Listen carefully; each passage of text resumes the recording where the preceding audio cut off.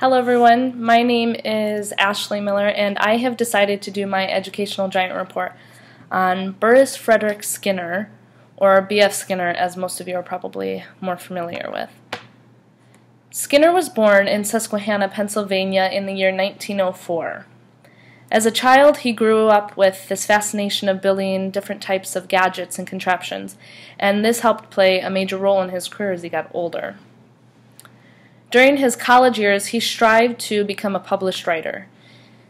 During this process, he came across different books by Pavlov and Watson, which helped pique his interest for psychology.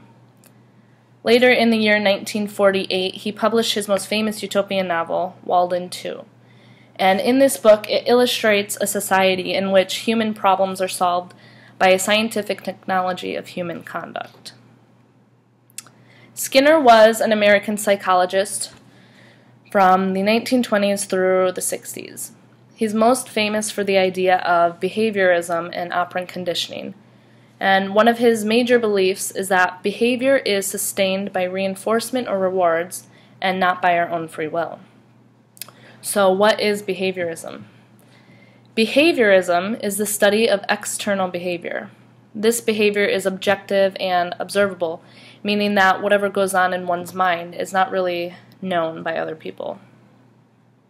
The idea of operant conditioning states that how a person reacts to our behaviors determines whether or not we will continue that behavior.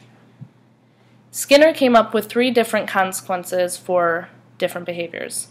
There was a positive and negative reinforcement, and also a punishment. Positive reinforcement is the idea that one behaves in a certain way which results in a reward. Therefore, a person is more likely to repeat that behavior.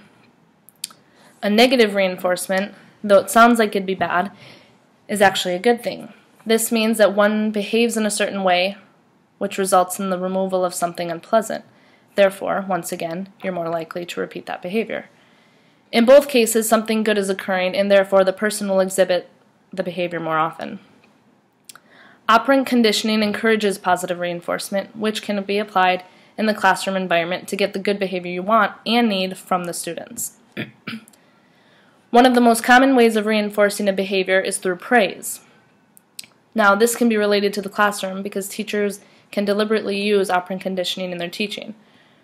For example, if you have listening time on the carpet, when a child manages to sit and behave in an exemplary way, the teacher may say something like, "Great effort, Jamie," or "Well done, Johnny, just like I've asked." Undoubtedly, the student will feel more pleased with themselves after getting such a positive response. Then the feeling of pride and self-satisfaction is one they're going to want to emulate in the future, and so they're likely to behave well during listening time from there onwards. Now, rewards may be used occasionally for similar effect, but shouldn't be overused, as it's important to prevent the child from developing a dependency on them. If they become too adjusted to getting sweets, for example, they may eventually struggle to act in the same way without being presented with such a treat. The other consequence that Skinner had was punishment, and this follows a behavior so that you do a behavior less often in the future.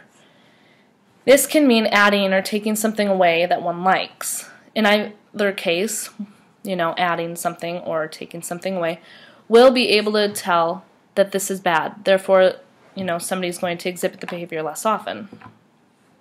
Though they sound similar, there's a major difference between a negative reinforcement and a punishment. Negative reinforcements mean that something unpleasant is being removed from the situation, so one's more likely to repeat the behavior. This result is a good thing. On the other hand, a punishment, like explained before, is a consequence which occurs that isn't pleasant, and so one's going to try their hardest not to repeat it. This result is a bad thing. Now, not everyone agrees with this idea of behaviorism, and there's many critiques of the theory. Some of them include things like behaviorism doesn't account for anything that isn't an observable behavior, or behaviorism only accounts for learning through direct experience with the environment, and external rewards may diminish intrinsic motivation. Now, I believe that the first step towards bettering classroom management is a teacher's recognition that how children behave is largely determined by the teacher's behavior. When teachers employ operant conditioning, they systematically use rewarding principles to strengthen children's suitable behavior.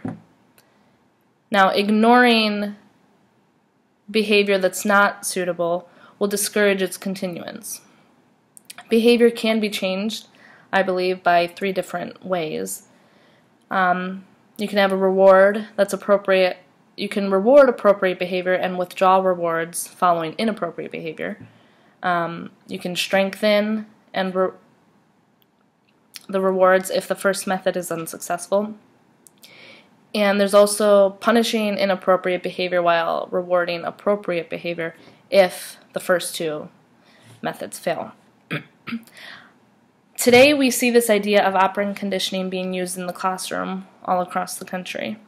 In the experiences that I've had over the years of being in elementary classes, I've noticed that positive and negative reinforcements are a lot more common rather than punishments. I think that it's important, though, for children to realize that when they make a poor decision, they will receive a consequence. This will help prepare them at a younger age for the real world that they will be a part of someday. So, thank you for watching, and I hope that this was able to help you grasp a better understanding on the ideas behind B.F. Skinner's theory of behaviorism.